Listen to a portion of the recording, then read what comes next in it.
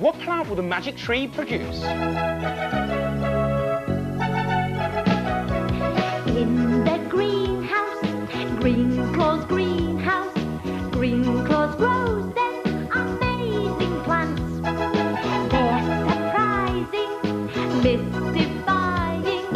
Greenclaws grows them crazy plants.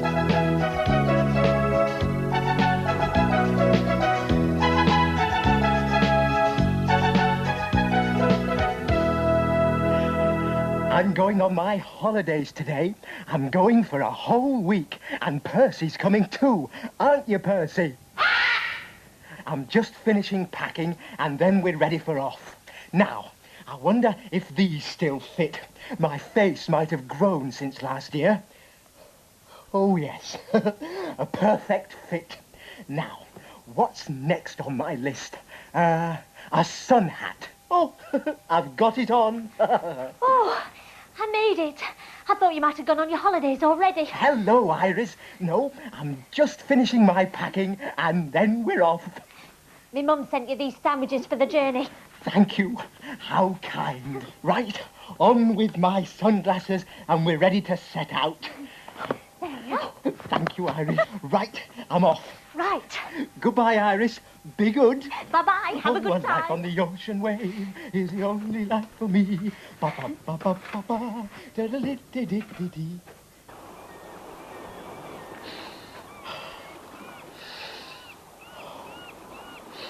What are you doing, Claus? I'm going on holiday, of course. Well, you better not hang about. What time's your train? Train? Yes. Hadn't you better go to the railway station? No. Aren't you going on holiday? I am on holiday. Here's the beach. I'm sitting in a hot, sandy place with the sound of the sea in my ears. That's a holiday. But, Claus, you're still at home in your greenhouse. Oh, what did you expect? Well, I expected you to go away. Go away? Well, that's what people who go away on holiday do. They go away. Go away and leave my plants? What would they do without me? So, you're not going to the sea then? Oh, no, certainly not. I can't stand the stuff. All that water. Knock me down with a flying jellyfish. Oh, if it really worries you, why don't you bring some water in a washing-up bowl and put a pinch or two of salt in it, and that'll make a beautiful bowl of seaside. Right, I will. Flying sandcastles. This is the funniest holiday I've ever heard of.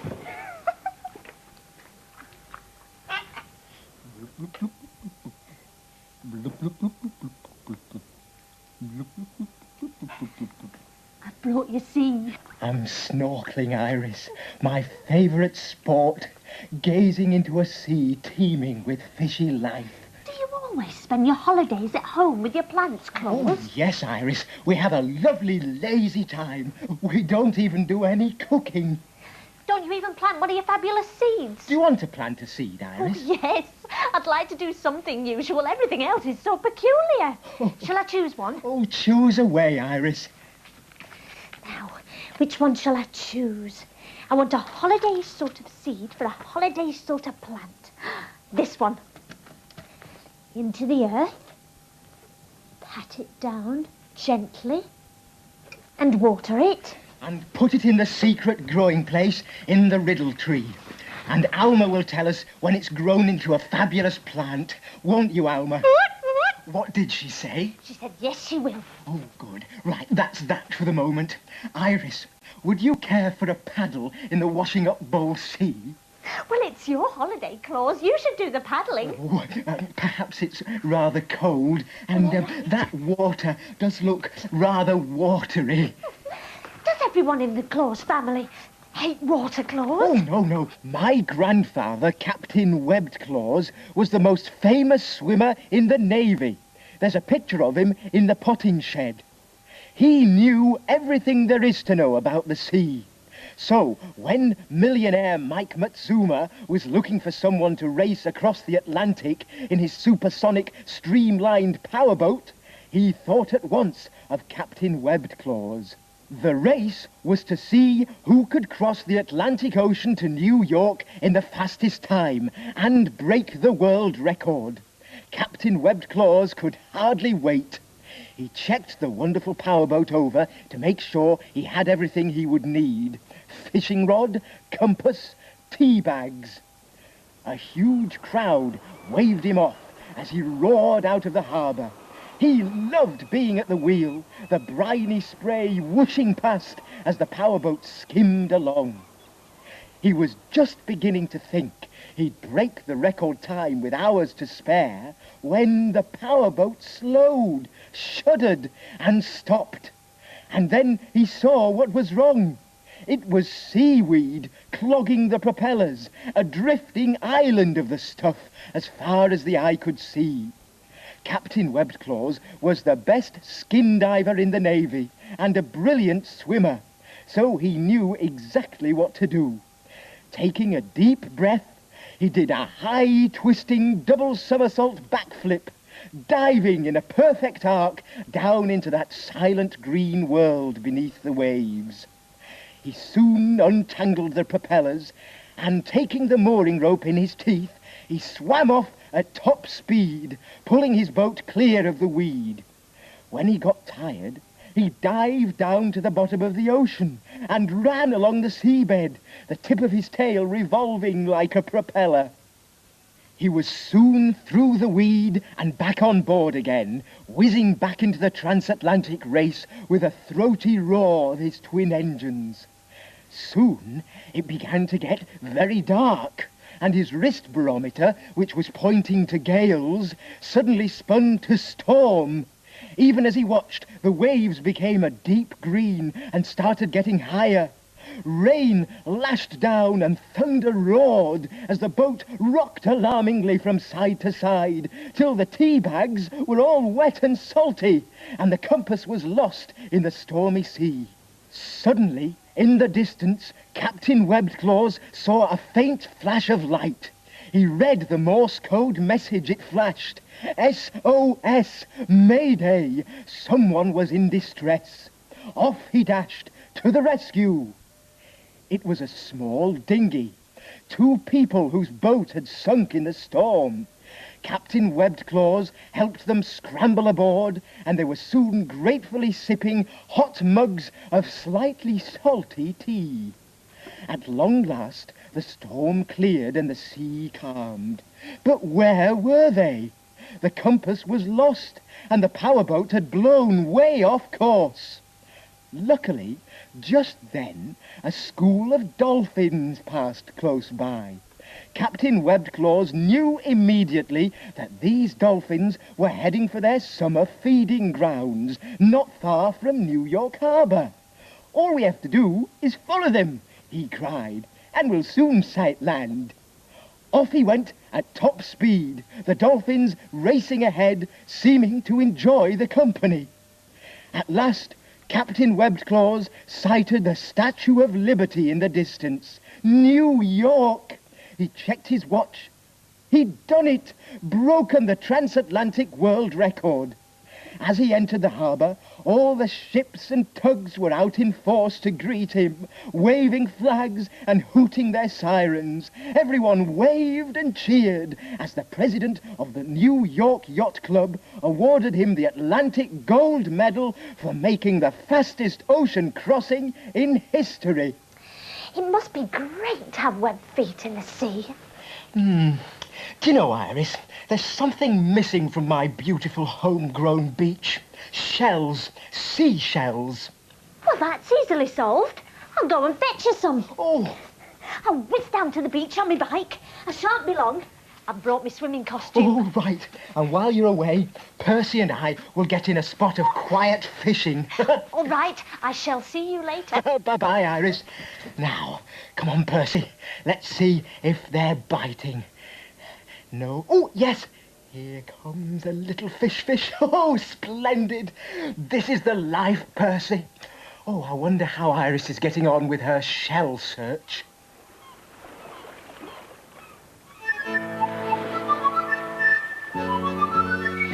There are seashells that are straight, and seashells that are curly. You can find them full of winkles if you get up bright and early. There are bits of rotten timber and jellyfish galore, and a message in a bottle that's been washed up on the shore.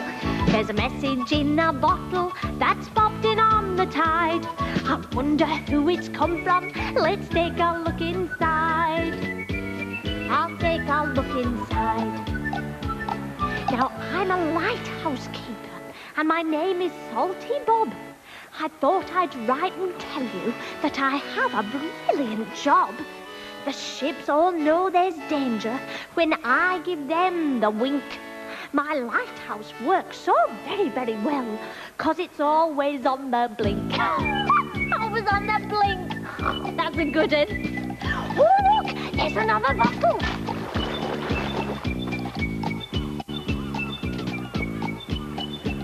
My name is Sam the Sailor, but I can't afford a boat. So in a rusty bathtub on the water I do float. I wrote this urgent message 'cause I thought I heard a glug. But now I'll just say howdy do, 'cause I've just found the plug. Oh, look! Another one! Another message in a bottle that's bobbed in on the tide.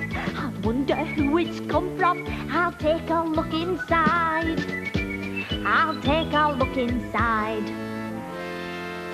I'm a great blue whale, and I thought I'd send a note and hope my bottle finds you on a beach or in a boat. I'd love to come and see you.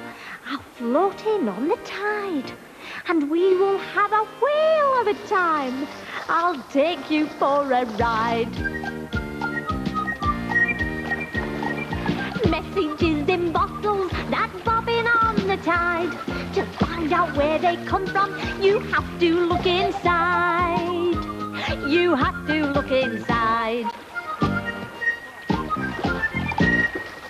Right, come on, Claus. A nice snooze in the deck chair. Oh, that's not right. Hello, Claus. Are you having a good time? Sort of, Iris. Any luck with the shells? Oh, yes, I got hundreds of them. Hey, and you never guess, I went swimming. Oh, swimming, Iris. All that wet. And I found lots of messages in bottles. And lots of enormous shells. Oh, this one's big enough to listen to the sea. Oh, Alma says the new plant's ready, and we can have it when we've answered her 3 questions. Come on. Question number 1, please, Alma. What's black and white and has 2 wheels? Well, a zebra's black and white, but it doesn't have wheels. Yes, it would, if it was riding a bicycle. Right, that was quick, Claus. Question number 2, please, Alma. 1, 2, 3, 4, 5. Once I caught what alive? A crab. No. 1, 2, 3, 4, 5. Once I caught a fish alive. Oh, yes, a fish. Yes, that's what I meant. We're nearly there. Fish and zebras. Do you think it's going to be a zoo plant? Question number 3, please, Alma. If I scream and you scream, what do we scream for? I scream, you scream, we all scream for ice cream. That's it, we've done it. We can have the new plant now. Oh, look at that. A real seaside holiday plant. Oh, look. There's your favourite, a chuck-iced lolly. Oh, pick it, Iris, pick it for me. Oh, here we are. Get stuck in. Oh, thank you, Iris. There's a stick of rock and some sunflower seeds for Percy. And candy floss. And, oh, what does that push button say? Speak your flavour. Strawberry. Oh, look. Oh. strawberry ice cream. Oh, what a perfect plant for a seaside holiday. Oh, what a wonderful week we're going to have beside my bowl of seaside. This is wonderful. What does yours taste like?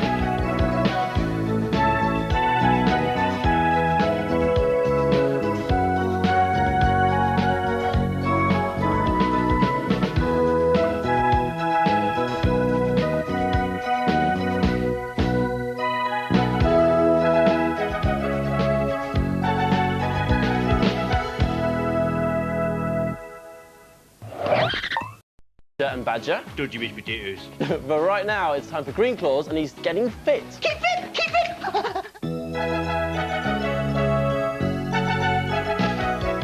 In the greenhouse, Greenclaws greenhouse, Greenclaws grows their amazing plants.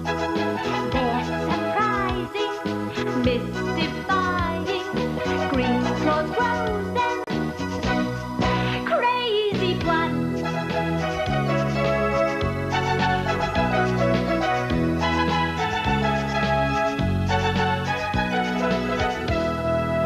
Three, 4, 9, 17, 23.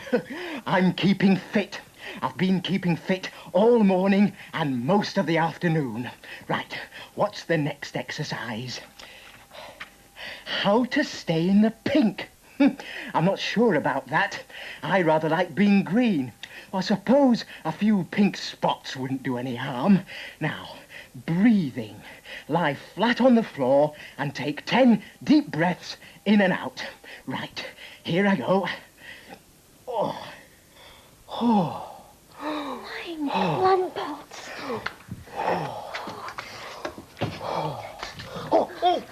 Iris. Oh, what are you doing? I'm reviving you. You fainted, so I gave you some water to bring you round. I was doing my breathing exercises. Oh, now I'm all wet. Where's my towel? Oh, I'm sorry, Claus. I didn't know you did breathing exercises. Well, I do. That was my first go at it, but I intend to breathe all the time from now on. But I think I'll have a sit down first. Oh, Cousin Fleetclaws sent me that Keep Fit book. Did I ever tell you about Cousin Fleetclaws? He once ran a mile so fast nobody saw him do it. That's one of his trophies over there. But what he'll always be remembered for was the year he went to the Olympics. They were being held in Japan that year, so the Olympic teams sailed to Japan on huge ocean liners. It took days, so Fleetclaws ran 5,000 times around the deck before breakfast just to keep fit. When they arrived at the Japanese docks, everybody got off the ship and lined up to get on the coach. Then Fleetclaws suddenly remembered he'd left his only pair of running shoes on board ship. "I won't be a second," he called, and ran back to his cabin. He soon found his shoes, but when he dashed back to where he had last seen the coach waiting, they'd gone without him. "I have to be there for the marathon this afternoon, but how do I get there?" he sighed. Just then, a great hot air balloon floated overhead. Fleetclaws could just make out the shape of the great runner, Steve Dash, holding the sacred Olympic torch. Here was somebody he knew was going directly to the Olympic Stadium. All he had to do was follow the balloon, and he'd soon be at the Olympics. Fleetclaws followed the balloon for miles. Then a wind blew up and wafted the balloon off course over a small mountain. Fleetclaws raced to the top, but then he had to get down the other side and across the lake at the bottom. By then, it was quite late in the afternoon, and even though the torch hadn't arrived, the Olympic officials had decided to start the races. Fleetclaws just made the start of the marathon as the starting pistol went crack. He zoomed past the other runners, the people cheering as he came through. He ran like the wind until there were only a few runners in front of him. Determined to be first, he passed all the other runners and breasted the tape with meters to spare. Fleetclaws had won the marathon, and he'd started running from the docks. But he couldn't stop. He charged on and joined the hurdle race and won that. But still he couldn't stop and jumped over the sand pit, setting a new world long jump record. He landed on a pile of rubber mats and won the pole vault event too, without a pole. The crowd was going wild, and even Steve Dash was leaning over the edge of the basket, hurraying like mad. Suddenly, catastrophe! Steve toppled from the basket. Everybody gasped. Who could possibly save him? Like a streak of lightning, Fleetclaws ran to help Steve. And as he came within meters of the earth, Steve Dash found himself safe on Fleetclaw's shoulders. The crowd erupted in a huge roar of applause. What a hero! At the top of the steps, Fleetclaws took the oath of good sportsmanship, while Steve Dash lit the Olympic flame. It was a wonderful day. Athletes still talk about it. The day the great Fleetclaws forgot his running shoes. Flying Plimsolls, Claus. That's a great story. Why is your table upside down, Claus? Oh, it's a rowing machine. Percy and I invented it. Go on, have a go. Ooh. What are these? Claw grips. But I haven't got claws. Oh, feet then. Oh. Here are your oars. Right, I'm off. Woo! Good, isn't it? It's brilliant. And all done without water. Right, what's the next exercise? Oh, this is a sensational bit. Just your sort of thing, Iris. Come on, we have to turn on the tape first. Swing your left arm once. Swing your right arm once. Swing both arms together. Once, twice. Once. No, twice. No, once. Oh, who cares? The more we do, the fitter we'll be. Right, stretch up to the sky and touch your toes. Oh. No, not like that. You have to bend over. I am bending. No. Look, you have to bend over with your legs straight and then touch your toes. Oh, no, Iris, no one can do that. It's impossible. No, look, like this. Out. 1, 2, 3, 4. See? Oh, all right, then. Stretch up to the sky and then... Oh, something's happened to the back of my knees. What? Oh, they feel as if they need to go to hospital. Oh, well, they look all right to me. Oh, good. Maybe we should stop for a minute. Stop? We've only just started. Maybe we could plant one of your fabulous seeds. Please. You never know. It might grow into a keep fit plant with chest expanders. Oh, no, I don't want to expand. I want to get thin. Oh, well, weights to lift them thinning machines. Oh, all right then, Iris. Go on, choose a seed. Ooh. Which seed shall we have, Claus? Oh, there. That pink one. A plant to keep us in the pink. All right. I'll plant it. Put it in the earth and pat it down. Gently. Water it. And put it in the secret growing place in the riddle tree. And Alma will tell us when it's ready. Won't you, Alma? What did she say? She said yes, she will. Oh, good. Right, we'll do some more exercises. Oh, I know. We'll water the plants at the double. Go. Come on, Iris. What's the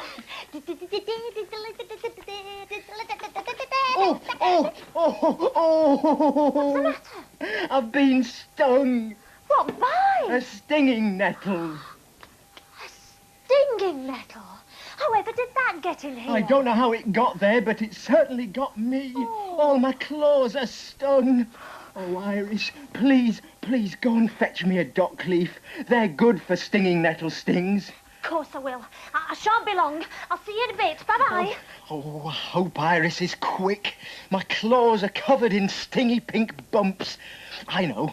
I'll do another exercise to take my mind off the pain. Right. Oh,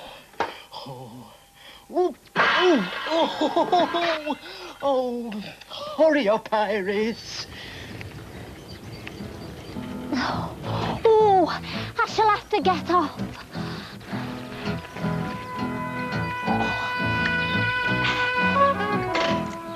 Now I'm as stiff as a poker. My legs, they feel like wood.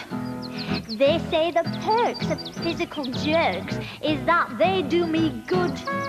I don't like running, I don't like jumps, but I don't mind keeping fit. So give me a trike or an old push bike, then I'll do my bit on my bike, on my bike. That's the exercise I like. My heart will pound as the wheels go round. On my bike, on my bike. I started doing press-ups. I've tried them once before.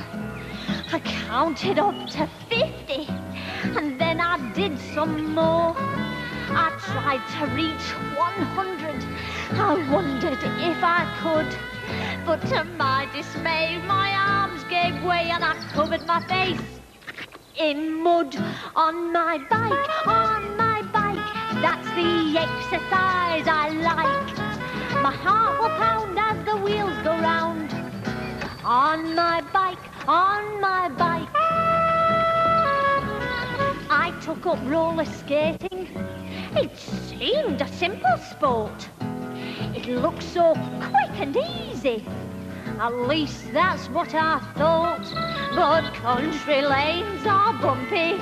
I made a dreadful clatter.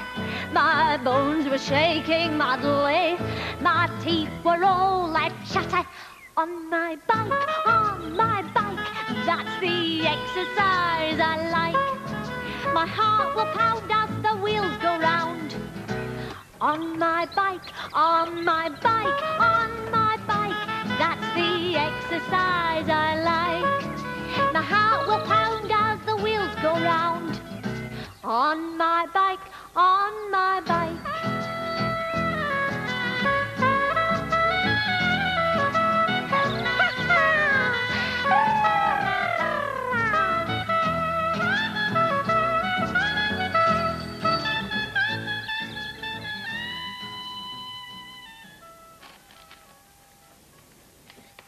Here we are.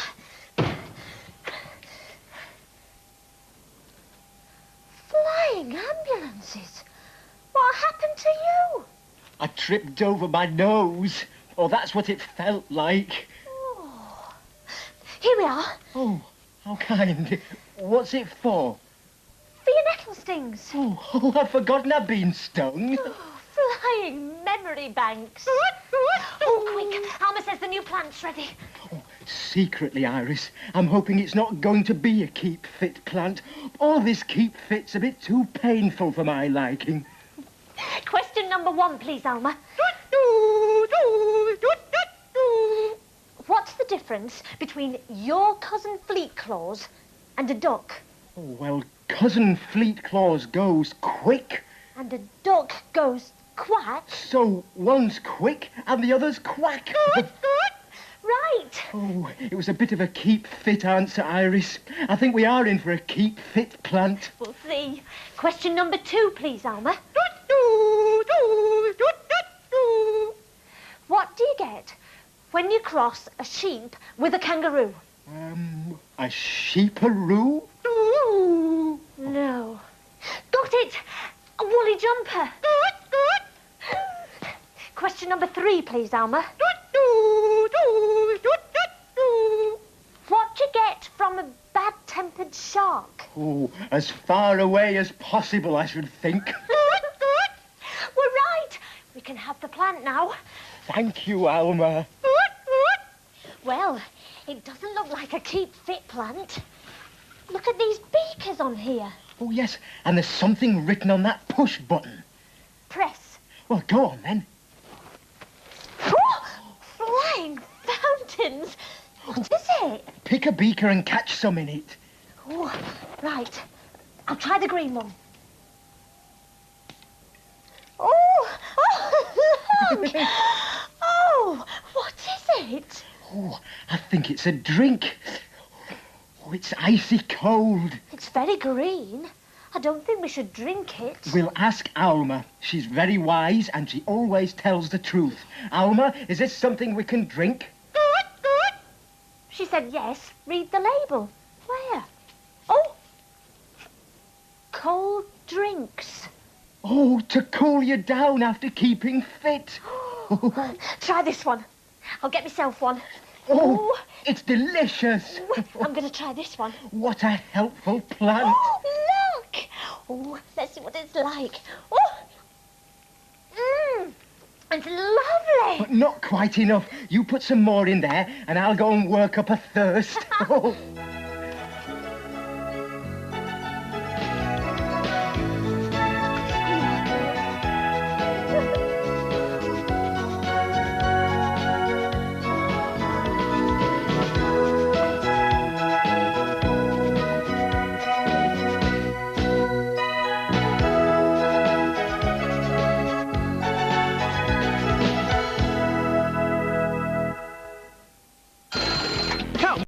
Orange paws, and what you need are Greenclaws.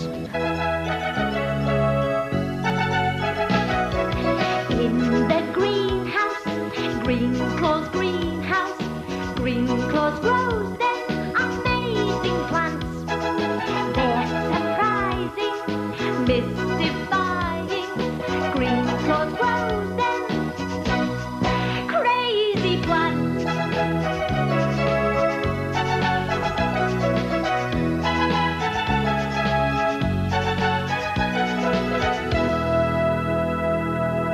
Hello. Look at this new watering gadget. It arrived this morning.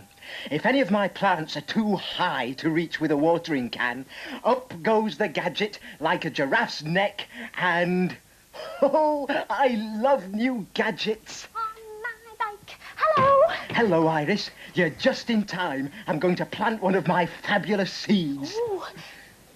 What's this? Oh, that's my giraffe gadget. Oh, of course it is. Have a look at that seed, Iris. Looks a good one to me. Ooh, whatever will it grow into? A brand new gadget plant, perhaps. Only one way to find out. Put it in the earth. Yes. Press it down gently. Water it. Push that button, Iris. Oh. And put it in the secret growing place in the riddle tree. And Alma will tell us when it's ready. Won't you, Alma? She said she will. Right. Come along, Iris. I've got a surprise for you. Oh. There. What are all these boxes? Gadgets. That's a clothes washing gadget. That's a microwave gadget. And would you believe it, Iris? That's a gadget for knitting things. Must be a big pair of needles in that box. Where did you get them all from? Oh, I sent off for them. There's pictures of all the gadgets in this catalogue. Have you bought them? Bought them? Oh, flying fivers. You have to pay for them. With money? With money? Oh, how upsetting. Oh, they're going straight back to that catalogue. Oh, how disappointing. Never mind. Cheer up, Claus. Yes, Iris, I will. I'll tell you what. Open that box. I'll buy that gadget, and then we can still have our surprise. Whatever is it? It's a mixer. The catalogue says it mixes cake and bread and Yorkshire pudding, but the first thing it's going to mix is pancakes. We're going to have a pancake tea party. Oh, pancakes! I love pancakes. And so does Percy. Don't you, Percy? He says he doesn't, but I know he does. Now, I've just got to find the pancake button so that it knows to mix pancake mixture. No, that's not how you do it. You need the ingredients. Oh. Look, where's that cookery book? Here. Now, pancakes. Here we are. Right, you want 4 ounces of flour. Flour. Flour. Odd that.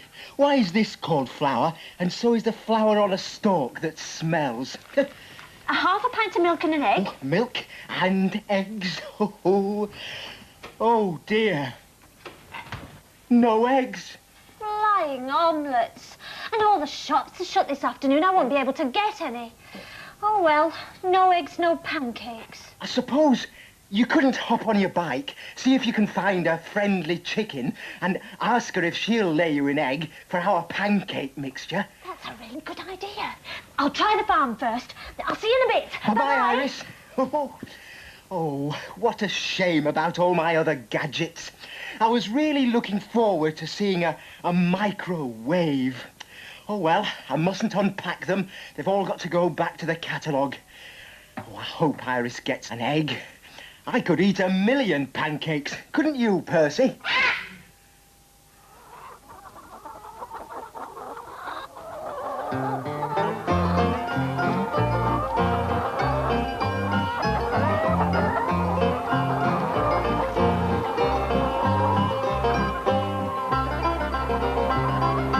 This old hen, she's 10 years old. She lives outside in the rain and cold. Even when it's cold and grey, she lays eggs most every day. Cluck in the autumn, clucking in the spring. Can you hear the old hen sing? Clucking in the hen house, clucking in the straw. 5 eggs, 10 eggs, sometimes more.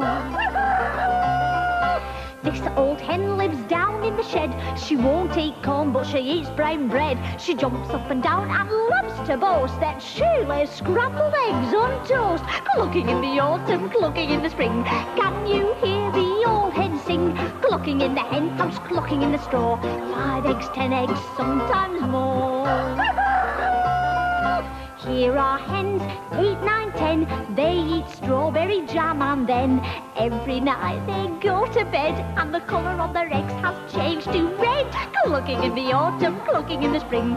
Can you hear the old hen sing? Clucking in the hen house, clucking in the straw. 5 eggs, 10 eggs, sometimes more.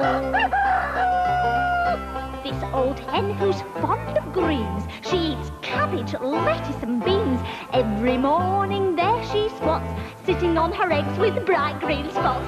Knock in the autumn, knock in the spring. Can you hear the old hen sing? Moo in the hen house, moo in the straw. 5 eggs, 10 eggs, sometimes more.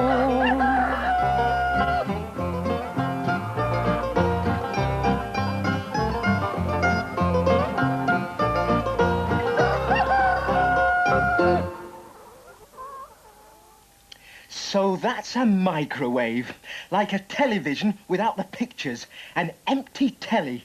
And it's not at all wavy, very boring. It's going straight back. Now then, Percy, let's get the butter out of the fridge. We don't want it hard as ice. There we are. That's everything ready and waiting for our pancake mixture. Why are they called pancakes, I wonder? Why not pan flan or pan buns? Oh, fancy my forgetting to buy some eggs, Percy. Do you remember Aunt Saucy Claus, the famous cook? She would never have run out of eggs. This is one of her menus from when she cooked the most delicious meal ever created. Aunt Saucy has a wonderful restaurant high on a hill in the country. One day, 4 very grumpy-looking people came in. "We're from the Food Tasting Federation," they said. "We've come to taste your cooking."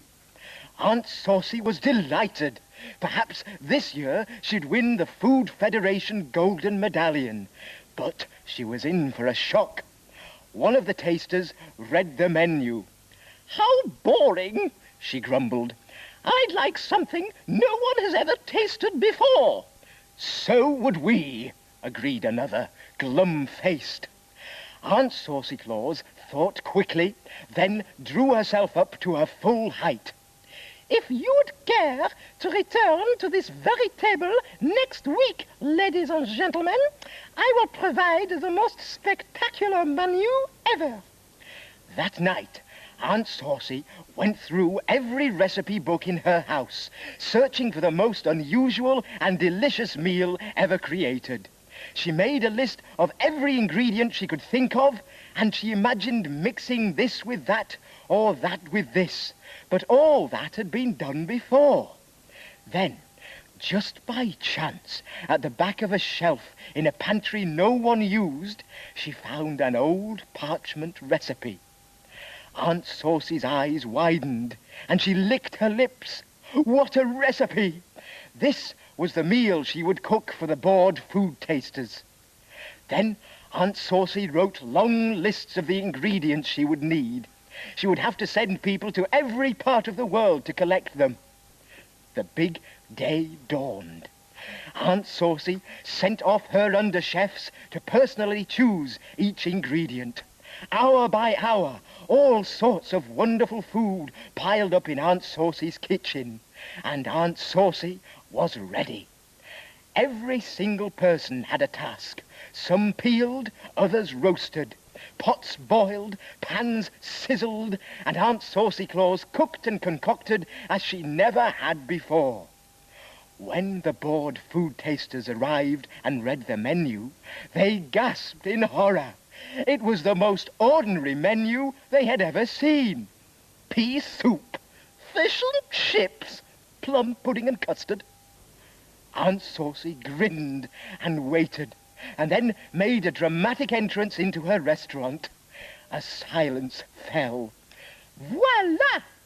Aunt Saucy uncovered the dishes with a flourish. The tasters gasped, not believing what they saw.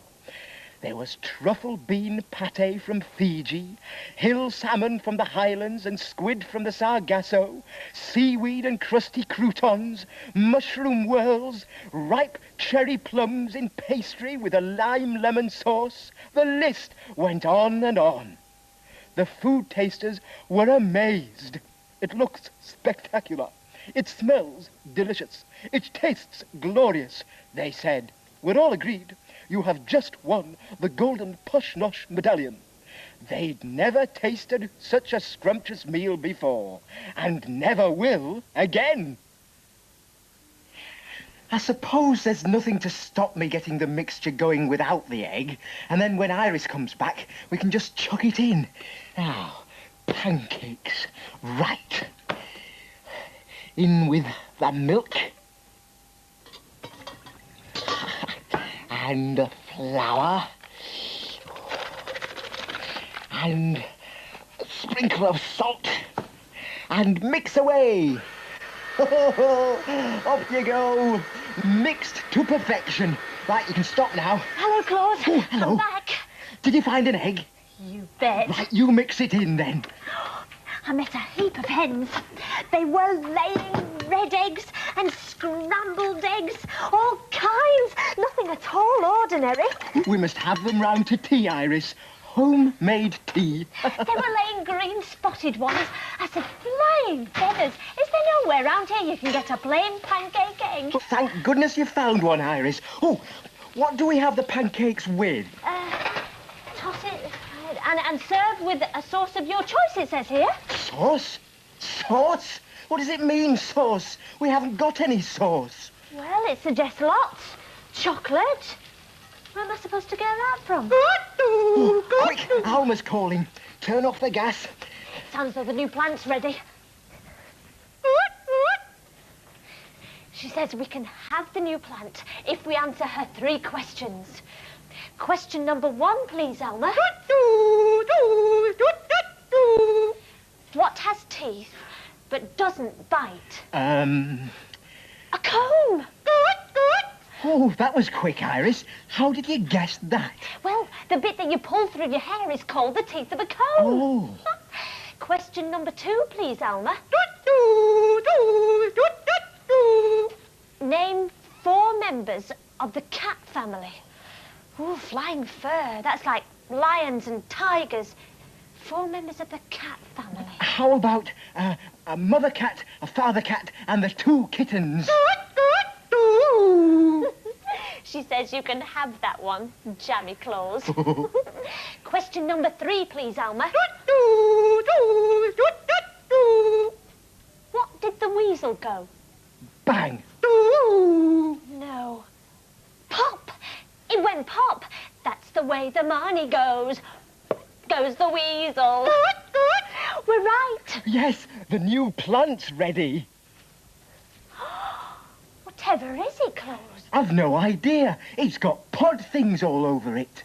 What sort of pods? They've all got little pictures on them. Oh, yes. Look, there's cherry, chocolate. Black currant. And lemon. Oh, squeeze one, Iris, and see what's inside. Oh.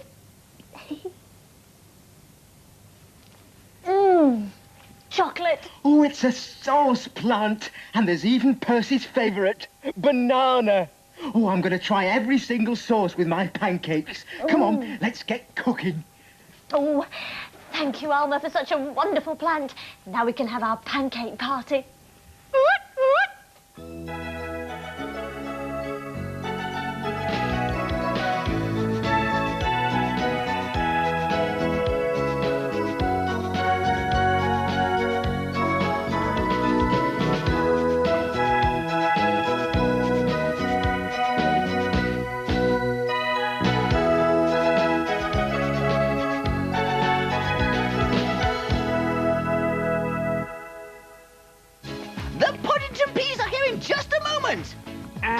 It's time now for Greenclaws, and today, well, it's feeling a little bit down in the dumps. What a stinker! What do you mean? It's just a bit sad. Oh, sorry.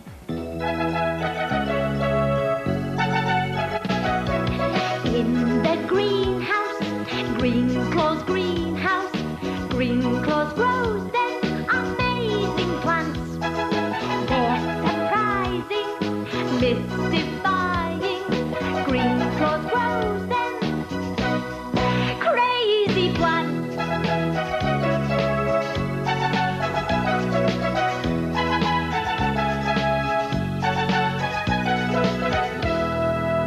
Look at my waistcoat. Holes. Full of them. I never have any new clothes now. I expect that's why people don't ask me out. Pooh, they say. Tatty old Greenclaws. We're not asking that scarecrow to our house. It's pretty sad. Oh, well, I'd better get on with the watering. Oh. Hello? What? No, this isn't the flea circus. It's Greenclaws greenhouse. Oh, dearie me, the flea circus. I've never been to a flea circus. Oh. Hello?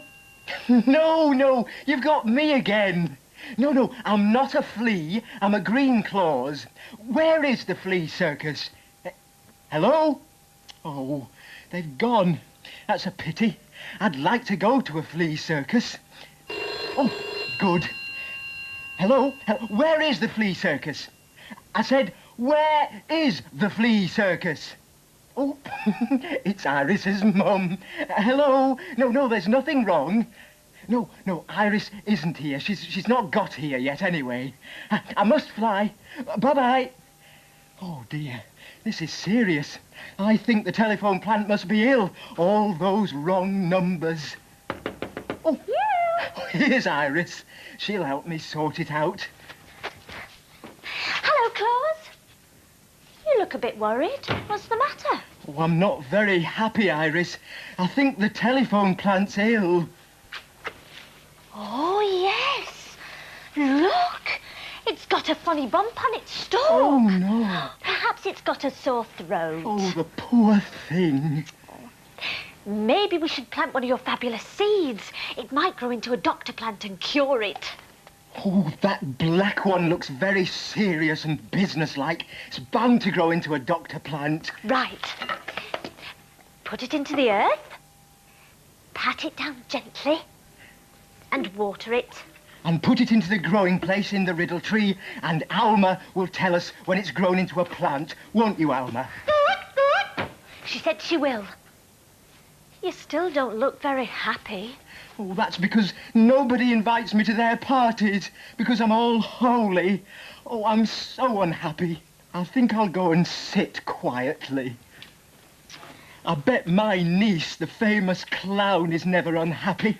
And her clothes are smarter than mine. What's her name? Samantha Smiley Claus. Why don't you tell me about her? Well, I remember the day of the annual circus picnic. All the circus people were due back from the picnic an hour before the afternoon performance. But they didn't come. Where were they? The minutes ticked past, but still the circus people didn't appear. In no time at all, the circus tent had filled up with people. "Oh dear," sighed Samantha. "Whatever shall I do? The show must go on." Then she had an idea. She quickly put on the ringmaster's big red coat, took a deep breath, and went through the curtains. She was on. "Boys and girls, ladies and gentlemen, this is a circus with a difference." Samantha pointed to a little boy in the front row. "Have you ever wanted to be a ringmaster?" she asked. He nodded, his eyes wide. "Here's your chance," she said. The boy put the hat and coat on and cracked the whip loudly, feeling very important indeed. Samantha whispered to the boy and then dashed to put a record on. "The Great Juggly Joe!" the new ringmaster yelled at the top of his voice. Luckily, Samantha was good at juggling, and everybody clapped and laughed as she did a really good juggling act. At the end of her act, she called, "Jumbo, Elmer, Mavis," and the elephants lumbered into the sawdust ring. Elmer caught the twirling bananas, and Jumbo swirled Samantha Smiley Claus up his trunk and onto his back, and Mavis did a twirly dance. The children loved them. After a few tricks, Samantha rode out of the ring to the sound of clapping. She pulled on a sequined leotard, and over she went, somersaulting back into the ring, leaping and whirling as fast as she could in a marvellous acrobatic display. In no time at all, it was the interval. Samantha Smiley Claus took a bow, and then she dashed to sell ice cream and popcorn and peanuts. Once the audience had bought their snacks, it was time for the trapeze. Samantha just managed to squeeze into the beautiful sparkly costume, and then she climbed the long rope and went through all the lovely swinging tricks she'd ever seen. The audience applauded wildly. What a performance! And then there was an extra surge of applause from the curtains. It was the circus people. Their picnic coach had broken down, and they'd only just got back to find Samantha Smiley Claus had saved the day. They helped her on with her clown costume while the band played, and the real ringmaster, with his new helper, announced her. "Ladies and gentlemen, Samantha Smiley Claus." Then everybody joined in Samantha's clown act. They let her custard pie them and squirt water at them and play jokes on them. At the end, Samantha took a bow as all the circus people and the audience gave her 3 cheers for being the funniest and cleverest clown around. I bet she'd cheer us up all right. Yes, but even Samantha's got a smart suit and a ruff. Look at me, all holes. Oh, I think I'll have a cherry drink from the drinks plant. That might cheer me up a bit. I know what'll cheer him up, Percy. That's if I can find some. I'll pop out on my bike and have a look. It'll be a surprise.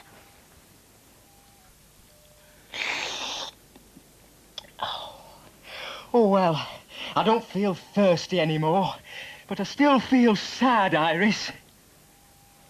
Iris? Oh, my Claus, she's gone. I'll just have to cheer myself up without her. If you're happy and you know it, clap your claws. Oh. Hello? Oh, I'd forgotten the telephone plant's ill as well. How worrying it all is. I wish Iris was here. Where can she have gone?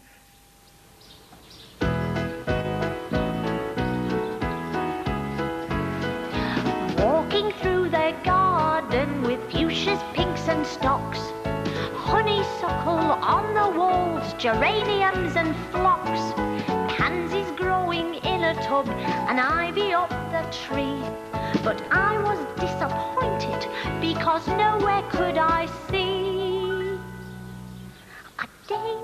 a daisy, a crazy lazy daisy, a purple-hooded, greater-hooded, crazy lazy daisy, and always prickly, sometimes tickly, purple-hooded, greater-hooded, crazy lazy daisy.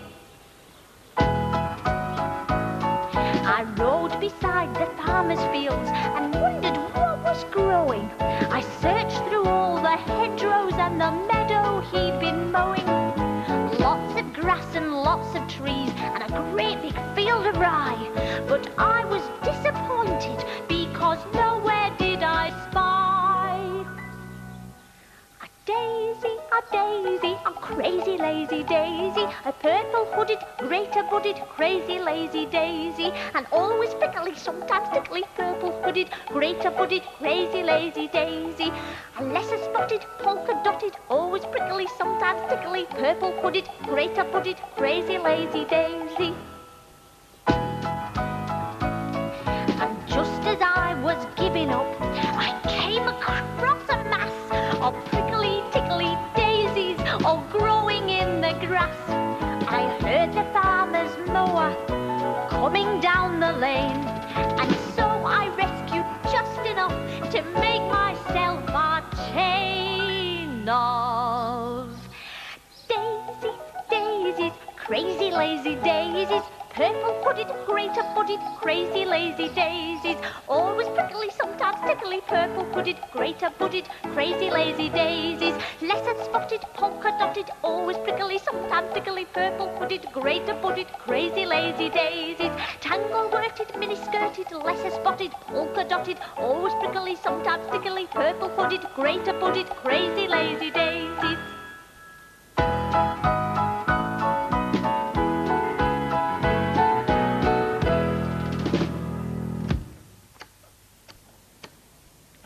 I'm solving the problem of the holes in my waistcoat with a stroke of pure genius. I'm cutting another hole. Actually, it was Percy's idea. Now, off with the old and on with the new. Oh, it's not quite there we are. That's nice. Now, nobody can call me scruffy or tatty or holy. What do you think, Percy? Quite smart, isn't it? I'm sure I'll be asked to all the best parties now. I'll go and see what Alma thinks. What do you think, Alma? Hello, Claus. I brought you a present to cheer you up. Oh. Hey! That's a great nightshirt. Oh, no, it's not a nightshirt, Iris. It's a robe I've just made to stop me being holy. And look what I've just made. A daisy chain, and a specially big one just for you. Oh, thank you, Iris. I think it's going to be the final perfect touch. I'll have to be very careful with it. You look great, Claus. Oh, you've made me feel much more cheerful. Now, if we could just find a cure for my telephone plant, I'd be a happy Greenclaws. Hey, there's been a change in the bulb. Oh, no, is it worse? Oh, look. You know what, Claus? I don't think this plant is sick at all. Oh, no! I see what you mean. It's sprouting a new telephone. Oh. That's the tiny new receiver. Oh, won't we be grand, Iris? New robes, a daisy chain of office, and now 2 telephones. Alma's calling. The new plant must be ready. She says the new plant is ready, and we can have it when we've answered her 3 questions correctly. I'm all ears. Oh, I wouldn't say that. Question number 1, please, Alma. What did the little dog do when the cow jumped over the moon? I picked up his dish and ran. Oh, no. It laughed, Claus. Hey, diddle, diddle, the cat and the fiddle. The cow jumped over the moon. The little dog laughed to see such fun. Do you remember? Oh, yes, and the dish ran away with the spoon. It laughed, Alma. Oh, well done, Iris. Question number 2, please, Alma. What's the best thing to put into a pie? Teeth. You're right. That was quick. Question number 3, please, Alma. How can you tell which end of a worm is which? That's a tricky one. I know. You tickle it in the middle and you see which end smiles. Oh, Great claws. here comes the new plant. Oh. Oh. What sort of plant is it? Well, I don't think it's a doctor's plant. It's got a clown's nose growing on it. Do you think it's a silly disguise plant? Oh, you certainly look remarkably silly, Iris. Put these on. Oh. You look sillier than I've ever seen you look. What's this? Hey, it's got jokes. Why did the tomato sauce chase the brown sauce? I don't know. Because it wanted to catch up. What do invisible people say when they meet each other? Nice not to see you again. Oh, it's a cheer you up plant, that's what it is. How wonderful. I'm feeling my old cheerful self again. New robes, a daisy chain, 2 phones and a joke plant. What a lucky monster. Why does a giraffe have a long neck? I don't know. Because its feet smell.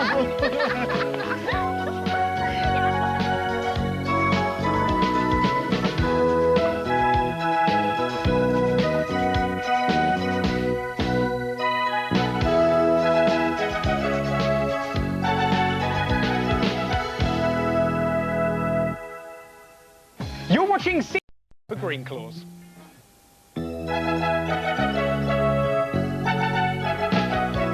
In the greenhouse, Greenclaws greenhouse, Greenclaws grows them amazing plants.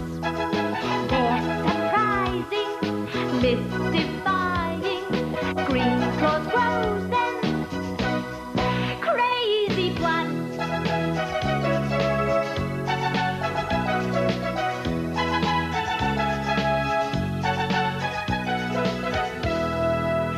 Hello. Have I got trouble on my claws? Oh, hope that's enough toast. All the heating in my greenhouse has stopped working this morning. Oh, it's so cold. There you are. I'd just finished drinking my morning washing-up bowl of tea when I noticed how cold everywhere was getting. And it's been getting colder ever since. Oh, there you are, you poor thing. And all my beautiful rare plants are freezing. They come from hot countries and they need to be extra hot. If they're not extra hot, they die. Oh, the plumber can't come to mend my heating until this afternoon, so I'm packing them all out with hot toast and potatoes. But they're all looking very unhappy. Hello, Claus. Oh, thank goodness you're here, Iris. Look at me new sheep sweater. Me mum knitted it. Bah. Oh, very nice. There's a plate of toast in there, Iris, and I need it. Oh, right. Whew. Flying blizzards. It's freezing in here, Claus. No, and the plants will die if we don't keep them warm. So you pile on the hot toast, Iris. Oh, it's for the plants. Right. Oh, I wonder what else we can do to keep them warm. Well, I could put my gloves on it. Oh, right. You know, maybe we should plant one of your fabulous seeds, Claus. I mean, you never know. It might turn into a really helpful plant like a hot air plant. Oh, that's a good idea, Iris. Let's choose a seed. How about that one? Or this one. It's all the sparkly colours of fire. It's bound to turn into some sort of hot air plant. Right. There's the pot, Iris. You put the seed in. Press it down gently. Water it. And put it in the growing place in the riddle tree. And Alma will tell us when it's grown into a plant. Won't you, Alma? What did she say? She said, yes, she will tell us. Oh, I'm so cold. My claws are turning blue. Shall I rub them? Will that help? I think it would be more help, Iris, if you would be kind enough to climb on your bike and go out and find anything that would keep these precious plants warm. Right. I'm off on a heat seek. Ta-ra. Bye-bye. Oh dear. I bet my auntie, Scylla Space Claws, never feels as cold as this in outer space, Percy. She's got an electrically heated spacesuit to keep her warm. She once brought back that piece of rock from outer space. Do you know, she never meant to be an astronaut. In fact, her first trip into space was a bit of a mistake.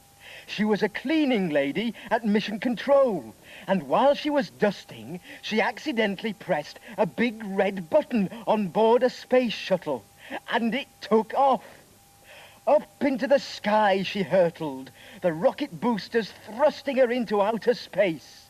Then, just as Auntie Scylla was knitting her third tea cosy, thump, she landed on a strange furry planet called Yug. It turned out to be a planet where everyone had 4 noses. Auntie Scylla showed them how to repair the synchronized back interlocker grommet flange on a Mark II space shuttle with only 1 elastic band. They made her very welcome.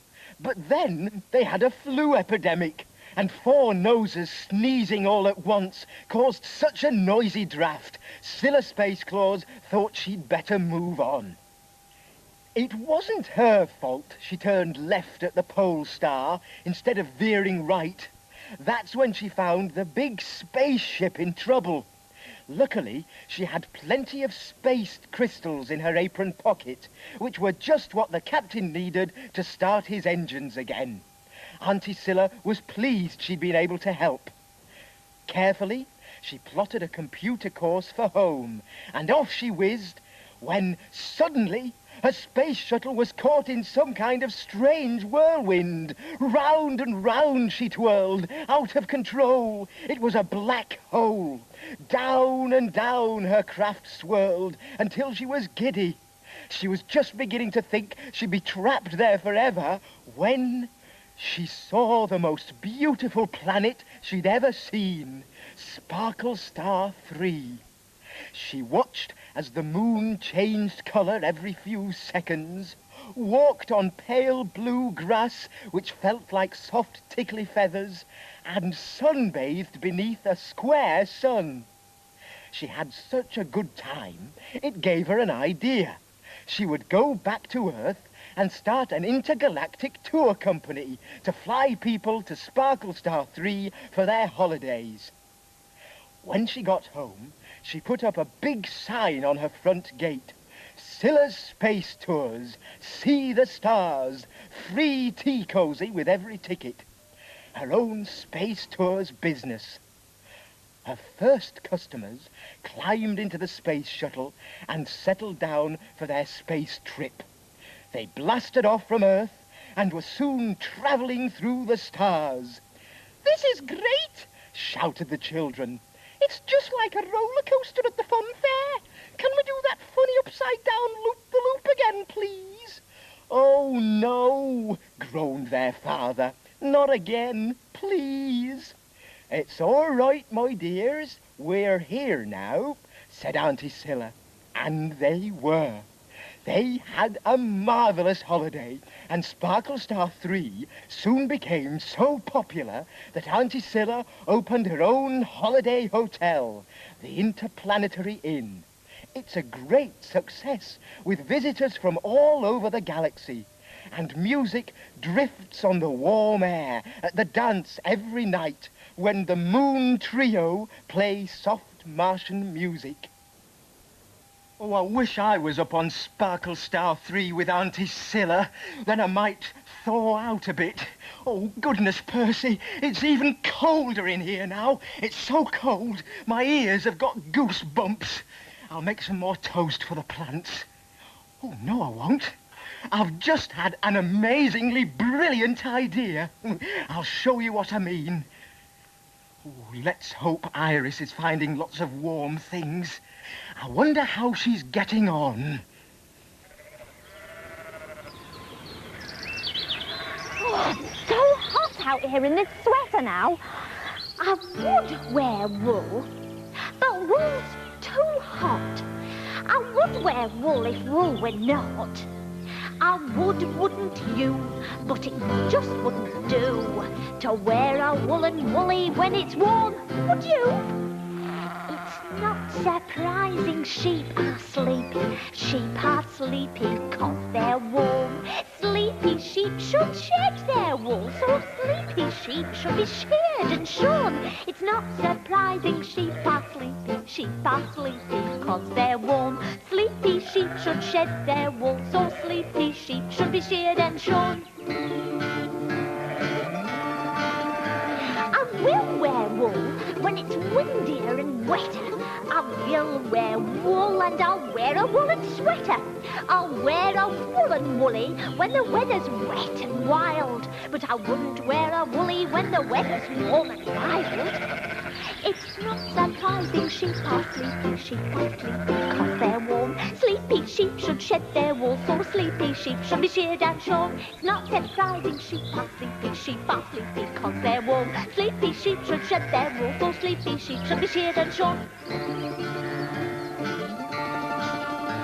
I was walking through the woods when the wind began to whistle.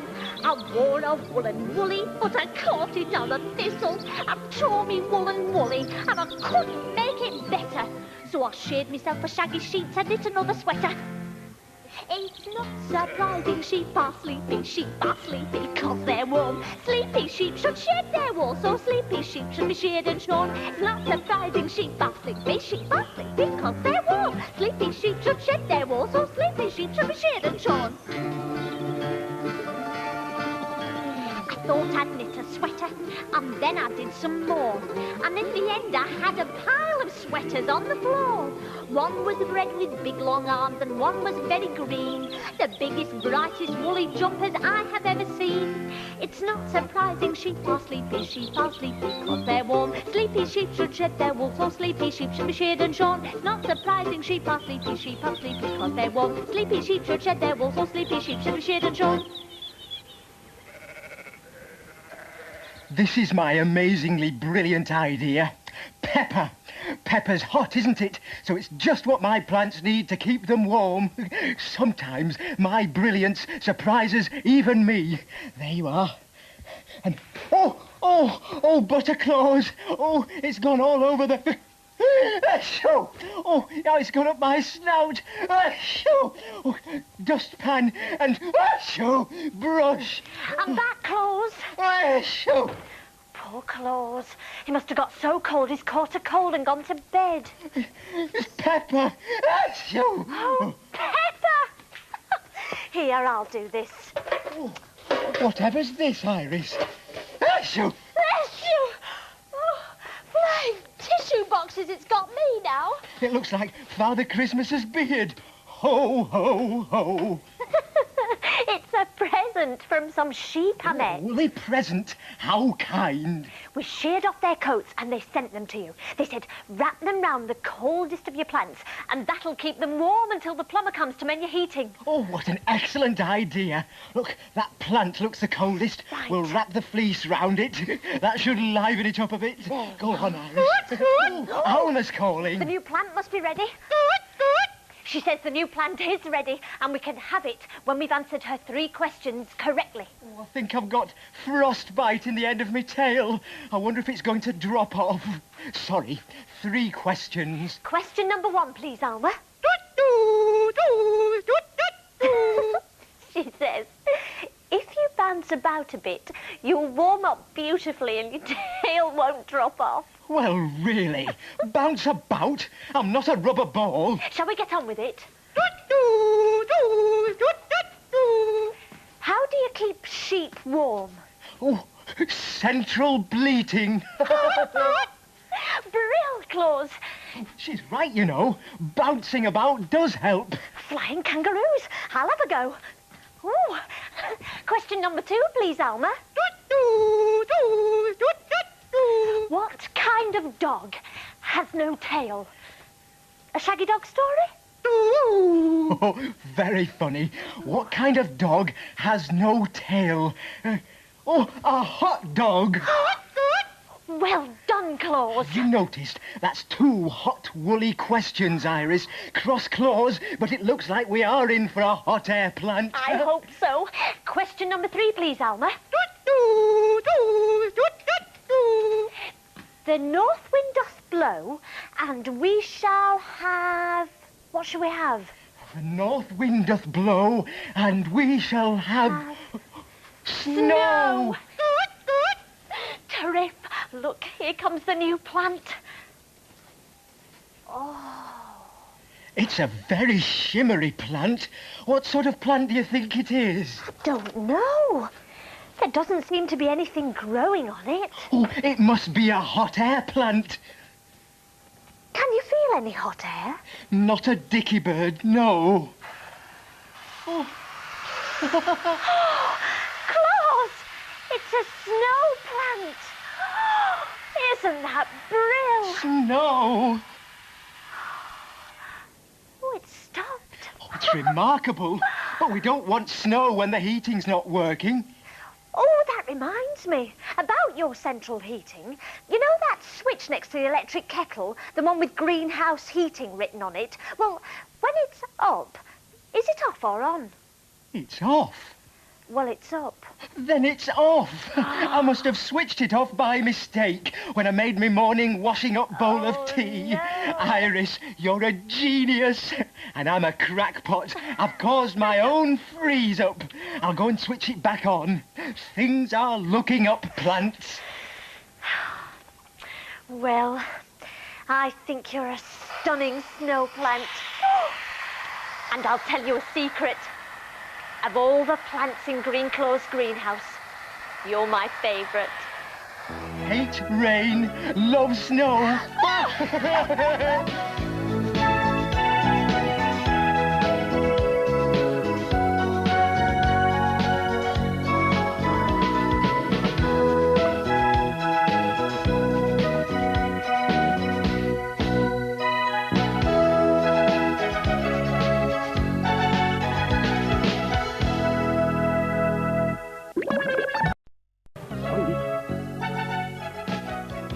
In the greenhouse, Greenclaws' greenhouse, Greenclaws grows them amazing plants. They're surprising, mystifying. Greenclaws grows them crazy plants.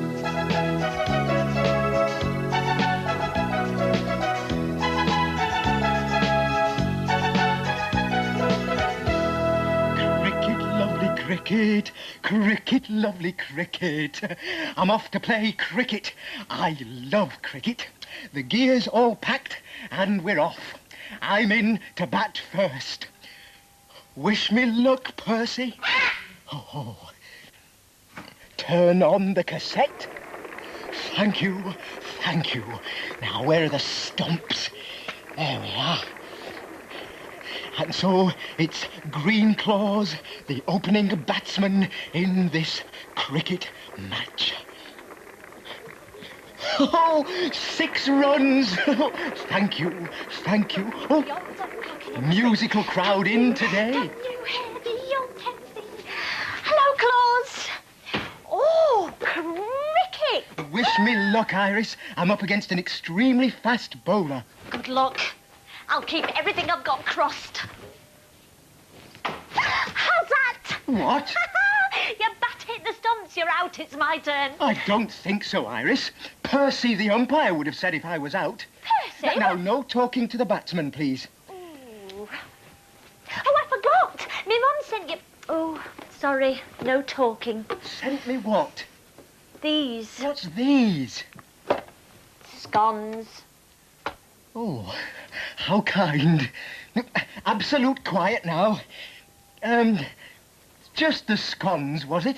No, with strawberry jam. Oh, the light's going.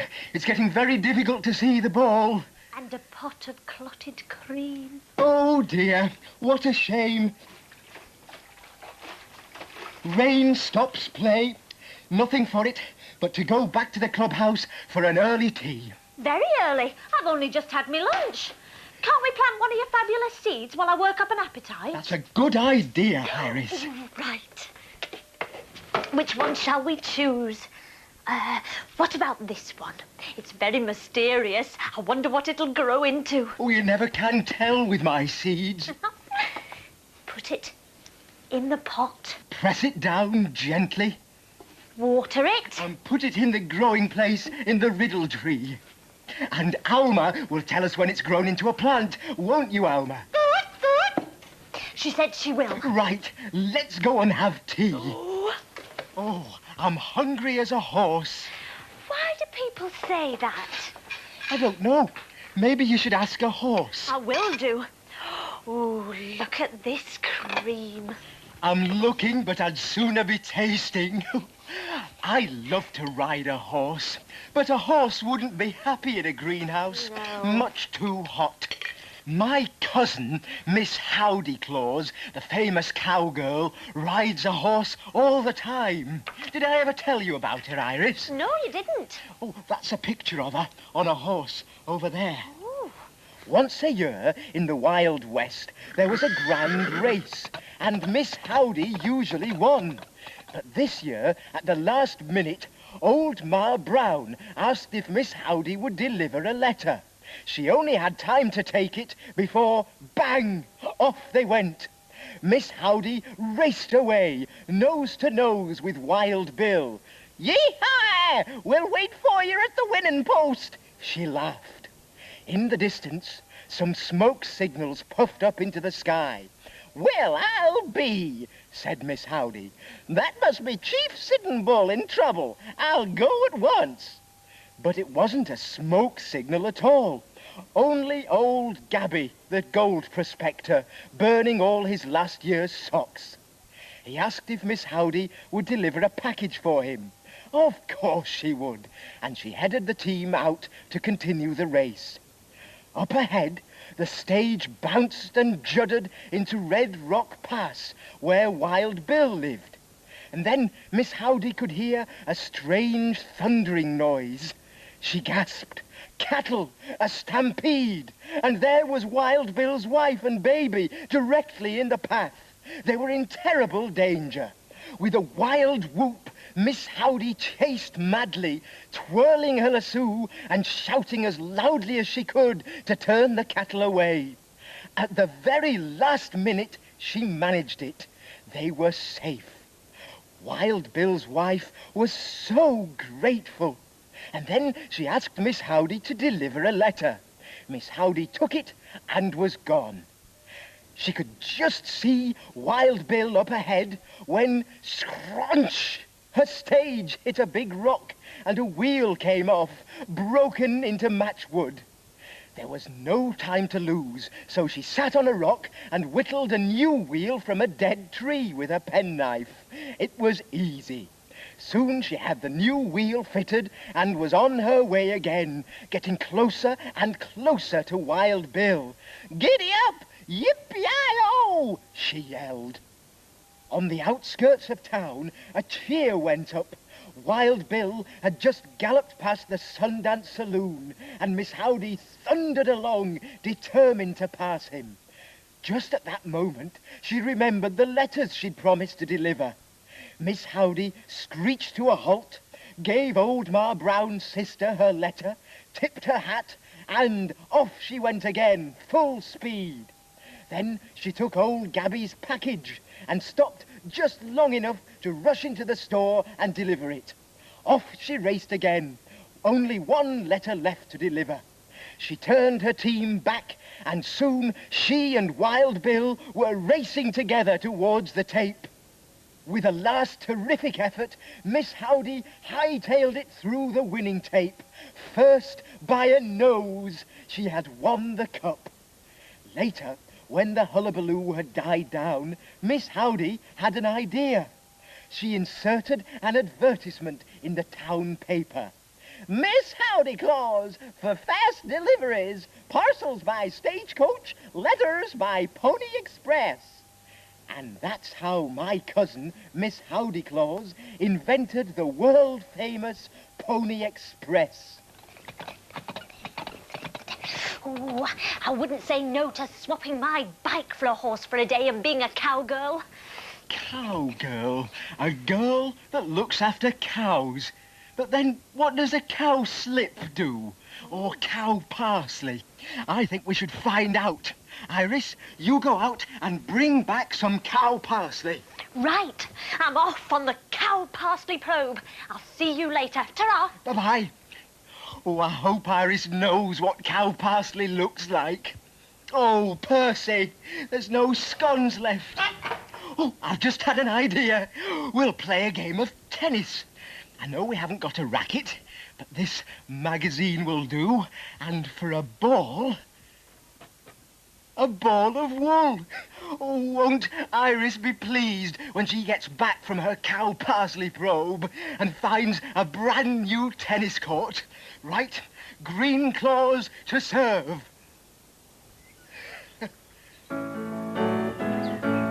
Well, here's the cow parsley, but there's no cows.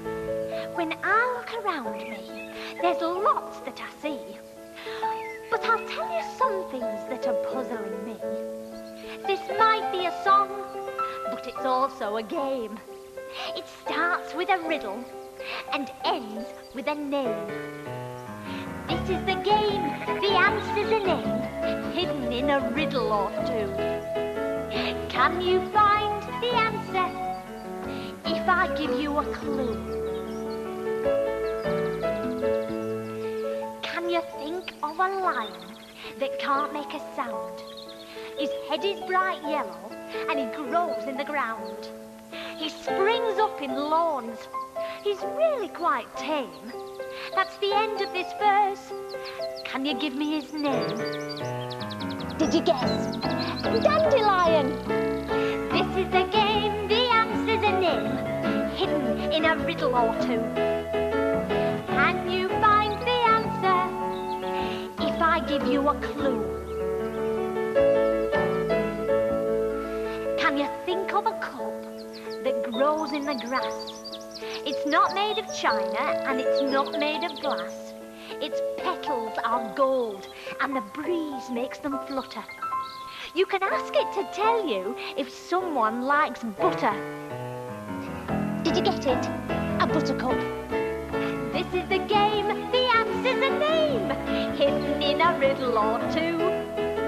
Can you find the answer if I give you a clue? Now, inside this suitcase, you won't find a jacket. It's really a trunk, but no one can pack it. It's not got a handle, it's made out of wood. Have you guessed what it is? I knew that you could.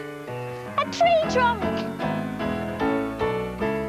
This is a game, the answer's a name, hidden in a riddle or two.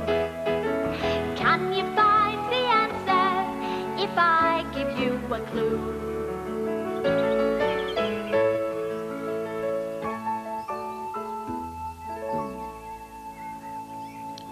Dear, what a tangle. Hello, Claus. I've got your cow parsley. Help. Flying cat's cradles.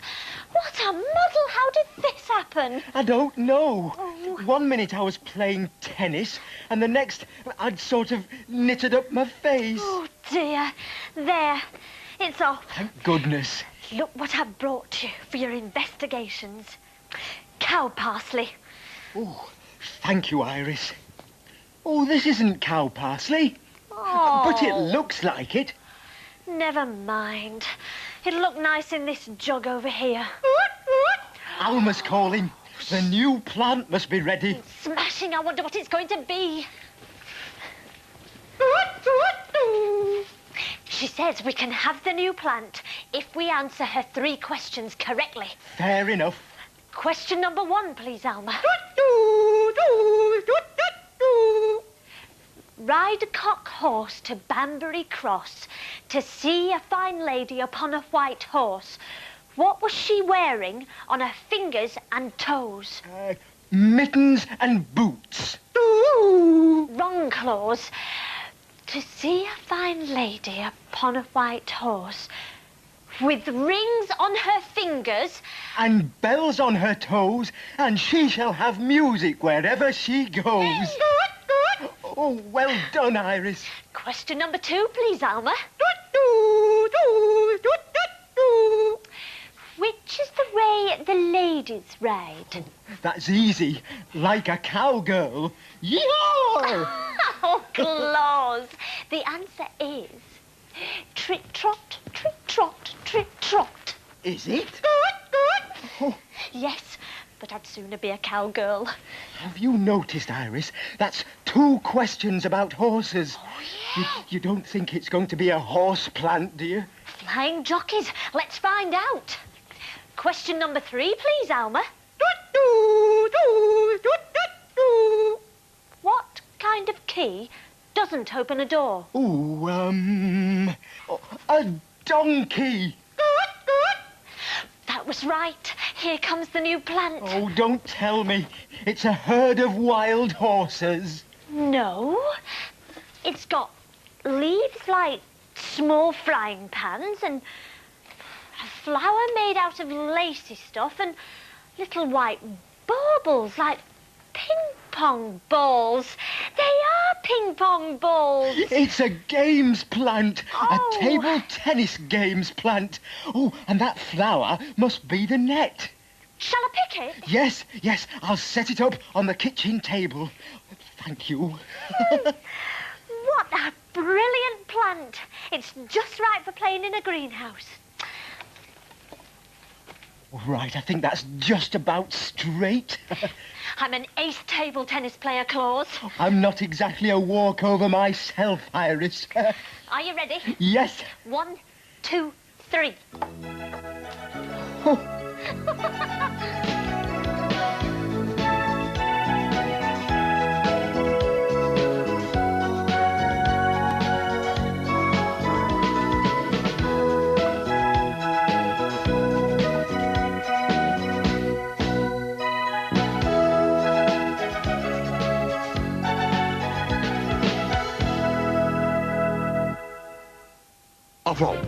Please help your house Why safely. not check it out today? Right, Melvin and Maureen's musicograms are coming up. That's right after Greenclaws.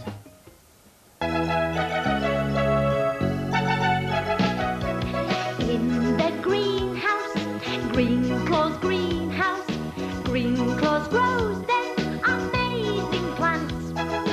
They're surprising, mystifying. Greenclaws grows them crazy plants.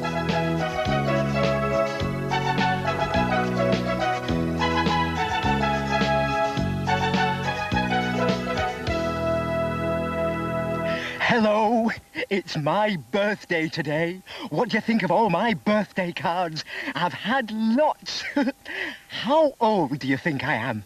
Well, I always tell people I'm as old as my tail and a little older than my fangs. This is my birthday cake for my party this afternoon. It's almost mixed, just the special ingredients to go in now. Lots of chocolate drops and a packet of green garden peas to show that it's a Greenclaws cake.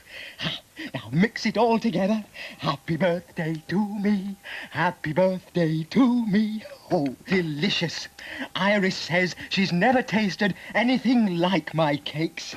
Now, into the oven. I love green peas and chocolate drops, and so does my auntie, Pavlova Dance Claus, the famous ballerina. Everywhere she goes, she takes green pea and chocolate drop cake. She once told me the story of her most famous performance in Swan Lake. There's a poster for it over there. She's the most graceful dancer you've ever seen, as light as a feather. Her ambition had always been to dance with the marvellous Rudolph Lightfoot, the greatest male ballet dancer the world had ever seen. So, when she was invited to dance the well-known ballet Swan Lake with Rudolph, she accepted immediately. Now, Pavlova had never actually met Rudolph Lightfoot, so she had an awful shock when he stood next to her. He only came up to her elbow. Oh, dear, she thought. How awkward. But they got on very well and soon agreed that she would have to lift him instead of the other way round. The ballet director said the ballet was to be an open-air performance by the lake in the park at 1 o'clock that very afternoon. Her assistants helped her ease her size 99 slippers onto her twinkly quicksilver claws, and soon she was ready. She looked divine in her white swan costume. At 1 o'clock precisely, Pavlova's shiny car arrived by the lake, and everyone in the audience cheered and clapped as the prima ballerina appeared. "Where is the stage?" she asked the director. He pointed. They could just see a wide platform floating in the middle of the lake. "There it is," said the director. "Wonderful idea, eh? Swan Lake Ballet, actually on a swan lake." Everything went well at first. Pavlova danced as she had never before, so light on her claws the platform hardly rocked. She was so pleased to be dancing with Rudolph, and the lake was the most beautiful setting she had ever seen. But suddenly, a big wave came across the lake. The platform rocked alarmingly. Pavlova, with her perfect long-tailed balance, was quite safe, but the other dancers all skidded and scudded. Straight into the water they fell. The audience watched in horror and thought the ballet would stop, but no, not a bit of it.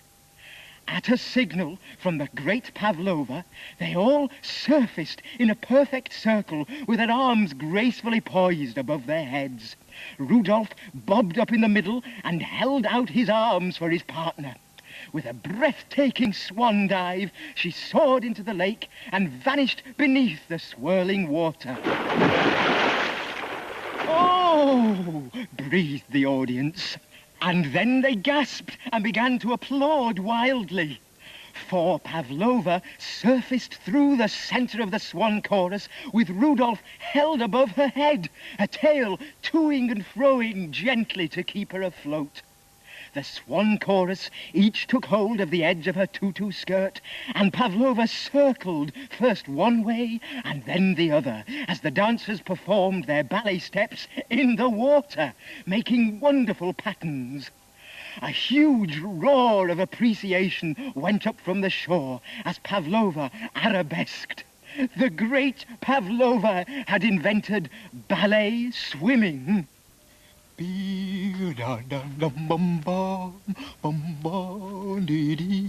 Happy birthday, Claus. Thank you, Dee Dee. Oh, Iris, it's you.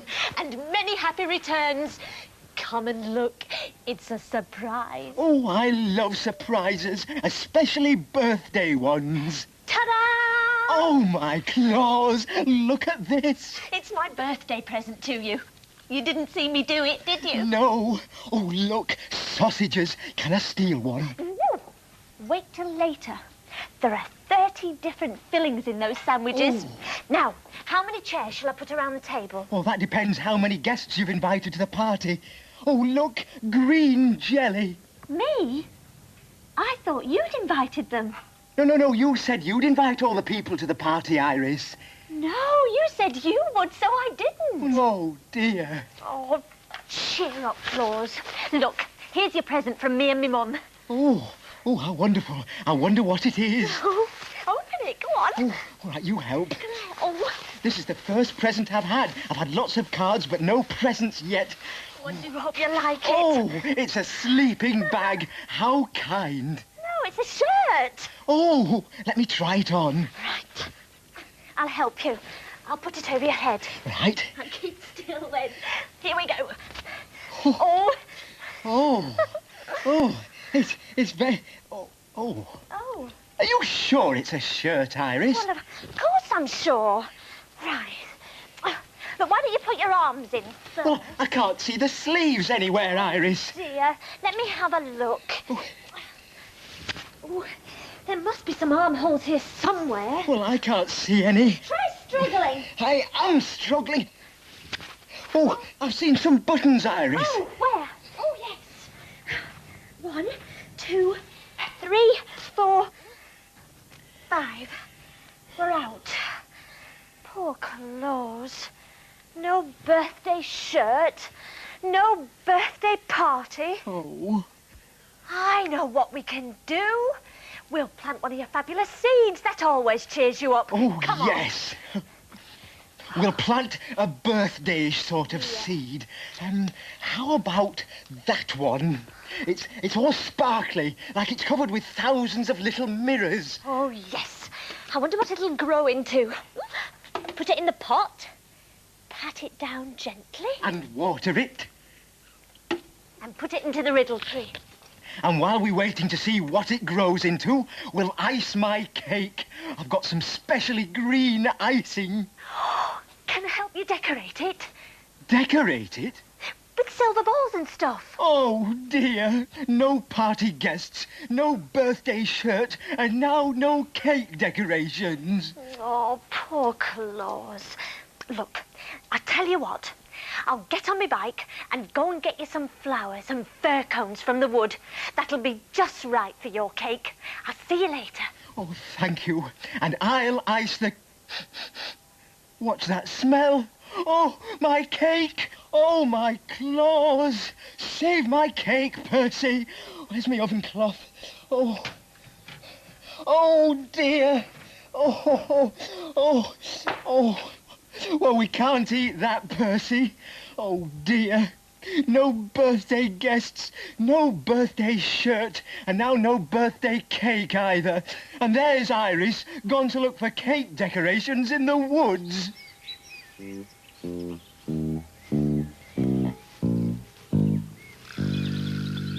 I came down to the woods today, and what do you think I heard? It isn't a squirrel, and it can't be a hare, and it certainly isn't a bird. Blobs of wobbly strawberry jam, broken biscuits all around. Someone's having a crunchy time down in the woods today. If you go down in the woods today, you'll sure have a big surprise. If you go down in the woods today, you'd better go in disguise. For every bear that ever there was will gather there for certain, because today's the day that teddy bears have their picnic. If you go down in the woods today, you'd better not go alone. It's lovely down in the woods today, but safer to stay at home.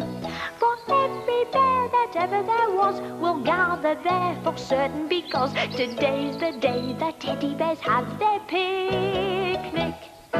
Picnic time for teddy bears. The little teddy bears are having a lovely time today.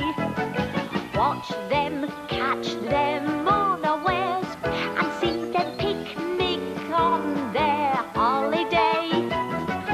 See them gaily gad about, they love to play and shout and never have any cares.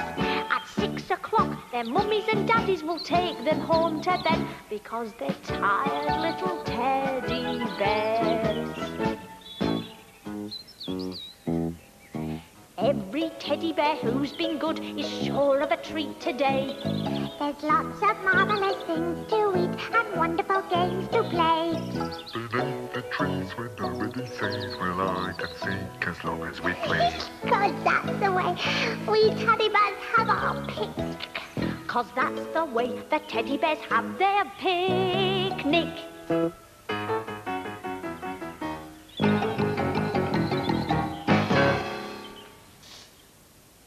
Happy birthday to me, happy birthday to me.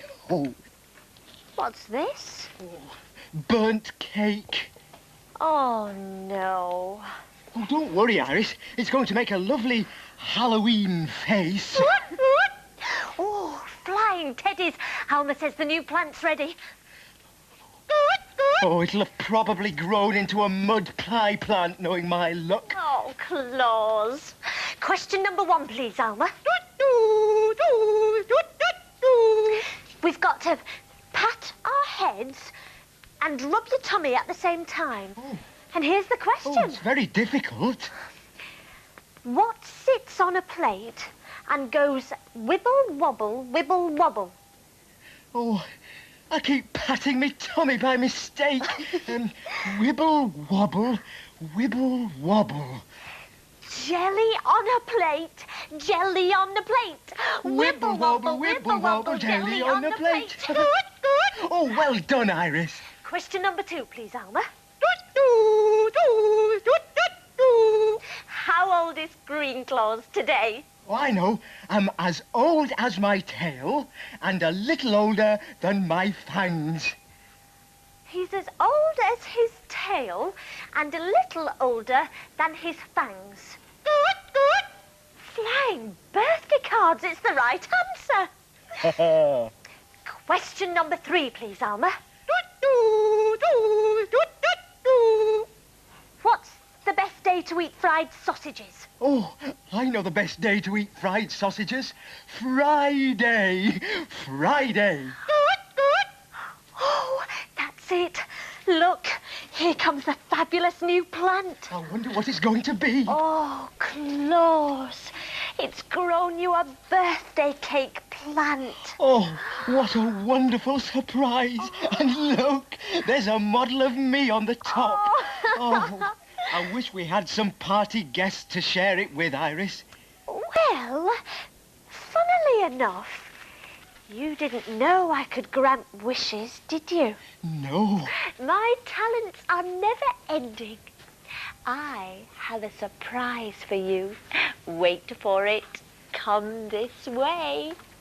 Happy birthday! Oh, my claws. It's the teddy bear clan. Welcome to my party. Oh, Iris, what a wonderful birthday surprise. I met them in the wood, and they all wanted to come and wish you happy birthday. I can't think of a nicer present. I'll light the candles. Oh. Oh, look. Oh, Claus. It's a lovely cake. What a wonderful plant. Right. Blow them out. Oh, you help me too, Iris.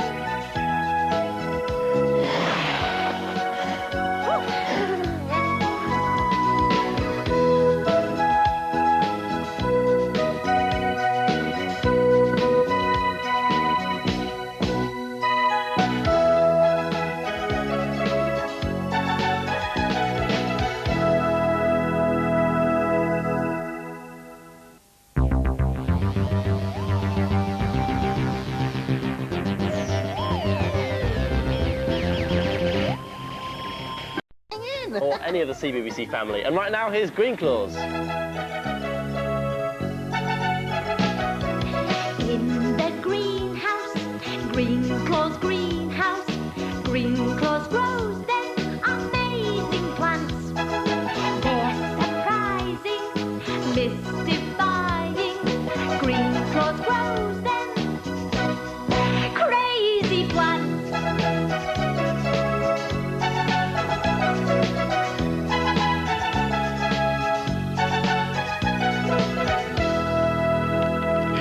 Look what's just come in the post for me. A lovely parcel. And here's a note. Oh, it's from my Aunt Scylla Space Claus. My dearest Greenclaws, hello, my sweetie pie. She does go on a bit, does Auntie? I was tidying up the cellar when I found this baby euphonium. It used to belong to your great-great-uncle Maestro Claus. Perhaps you'll enjoy getting a few tunes out of it. Oh, let's have a look. A baby euphonium. So that's what a baby euphonium is. I shall quickly master a tune or two, and then I'll give a grand concert. Now, you have to blow in here, don't you? Oh, my claws. It's dark in here. Oh, something's not quite right. Hello, Claus. Look at my baby euphonium, Iris. We're going to practice on it, and then we'll give a grand concert. What do you play? Football. Oh, this is serious, Iris. No. Can I march in front of you? You know, with a short skirt and silver boots, and I can chuck a stick up in the air. Oh, that's not very suitable for a grand concert, Iris. No? No. Hey, look. There's instructions here. It says to put this bit up to your mouth and to vibrate the air with your tongue. Oh, well, what does that mean? This. Oh, my claws. How surprising. I'll have a go. Now, I have to purse my lips. Do that again. Your voice sounded all weird. Hello? Hello? I'd rather get a note, though. Flying raspberries. That was nearly a note. Try again. Brill! Try a few more notes. Oh, that's Alma.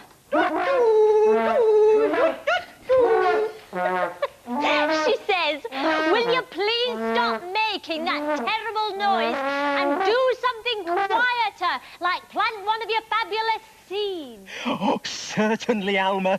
But I must practice for my grand concert, you know. Which seed shall we plant, Claus?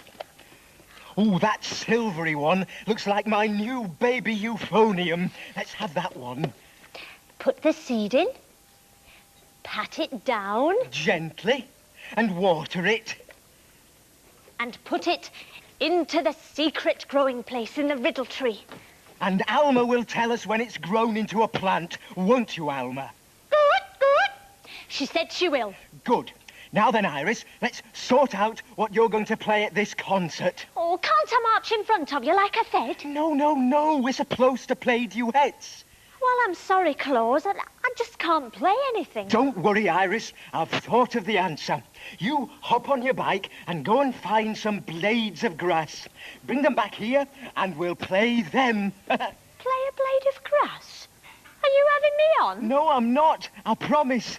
And while you're away, I'll practice the birdie song. It's Percy and Alma's favourite tune.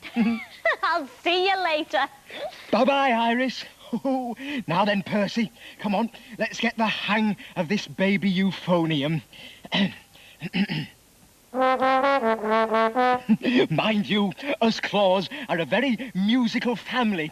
Do you remember my great-aunt Isabella Butterclaws, the famous opera singer? There's a very strange tale about her.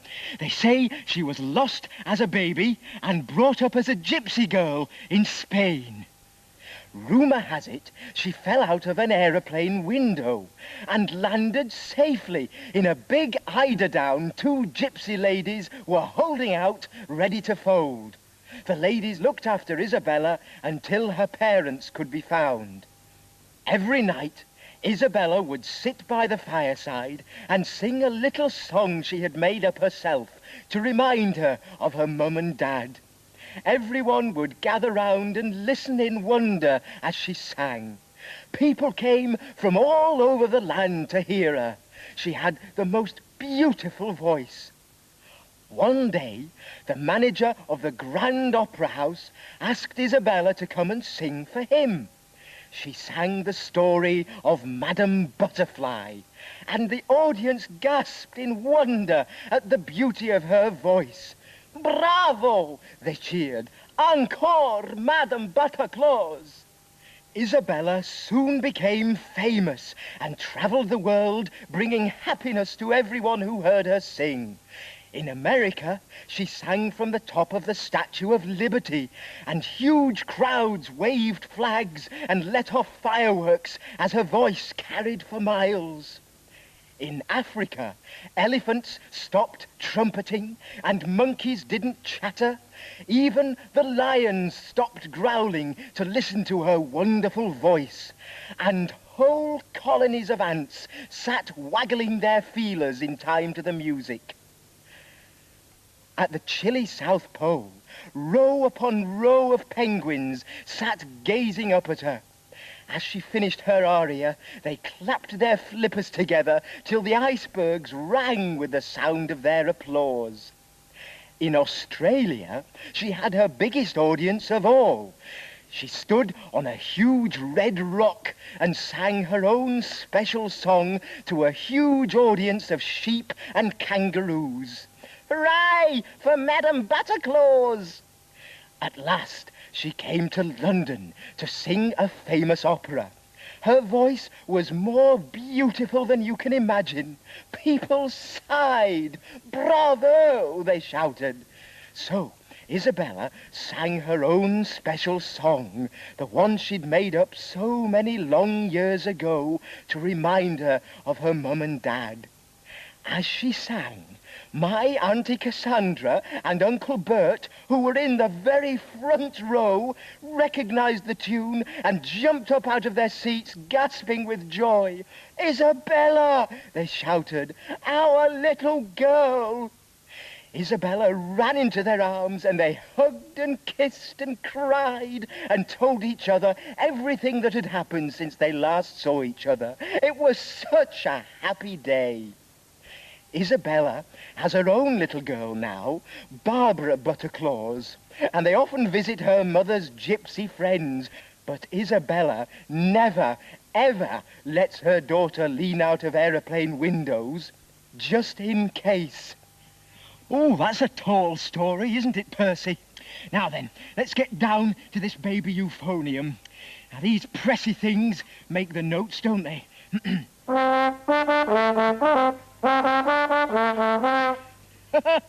I've improved. You're very own at #1 in the hit parade. Oh, I always knew I was a musical monster. Iris will be amazed when she gets back with her blades of grass. I wonder if she's found any yet.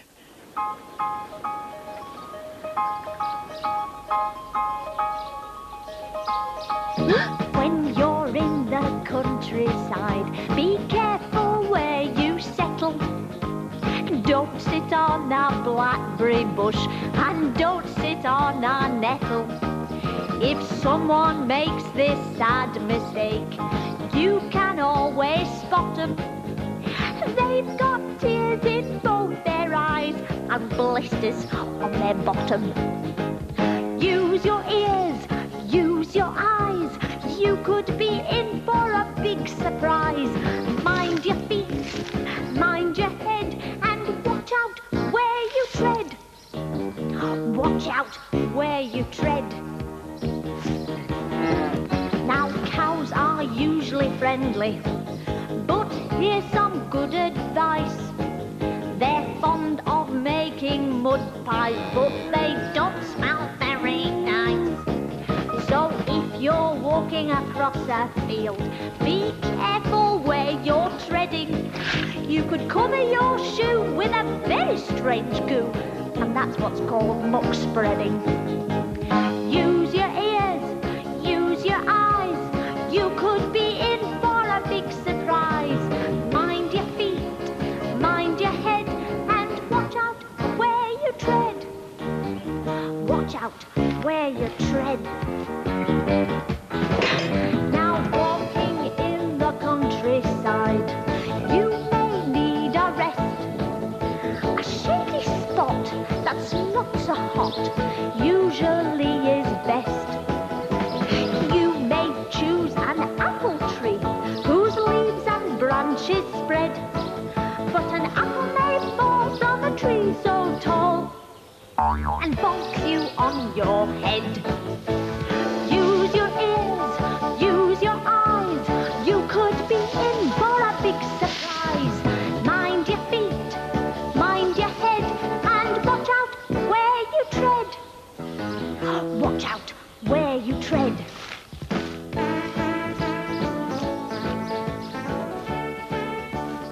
Oh, goodness, what a world we live in, Percy. There's a woman here discovered how to grow pink cabbages. Hello, Claus. I'm back. Look, lots of grass. Why aren't you practicing? I had a slight mishap, Iris. I got my claw stuck. Flying vacuum cleaners. Oh, stand still. Oh, I've tried pulling, Iris. I know. We can rub some soap around it, and that'll make it skiddy. And then your claw will just kind of slide out. Oh, I haven't got any soap. I never use the stuff. Washing up liquid? Oh, I never wash up. I know. 1, 2, 3. Oh, thanks, Iris. Brill. Free at last. That was a tremendous effort.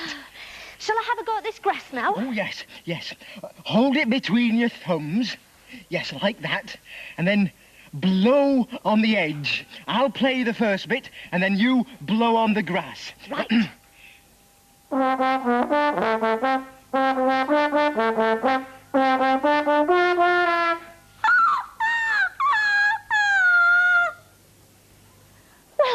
I don't think we'll make top of the pops. Ooh, Alma's calling. Oh, the new plant must be ready. She says the new plant is ready and we can have it if we can answer her 3 questions. It's a deal, Alma.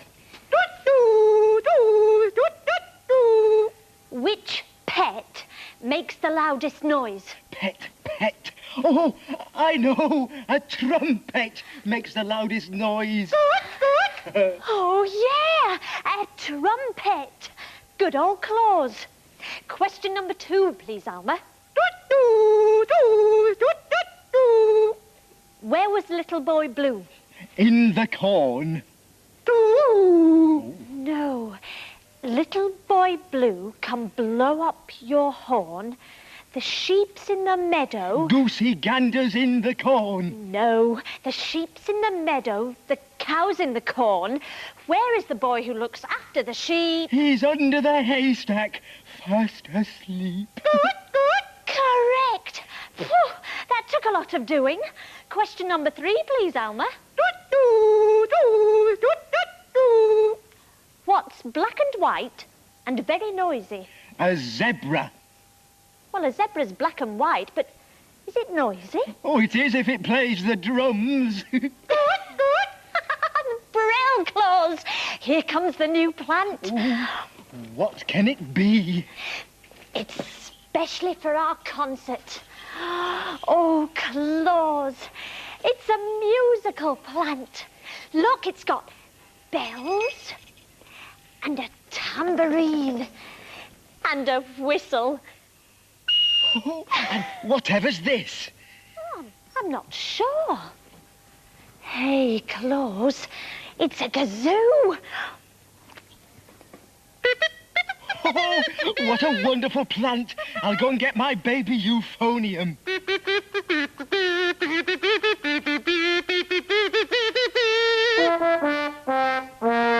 Oh, we're going to be a hit, Iris. You bet. But I think we need a bit of practice first. Come on.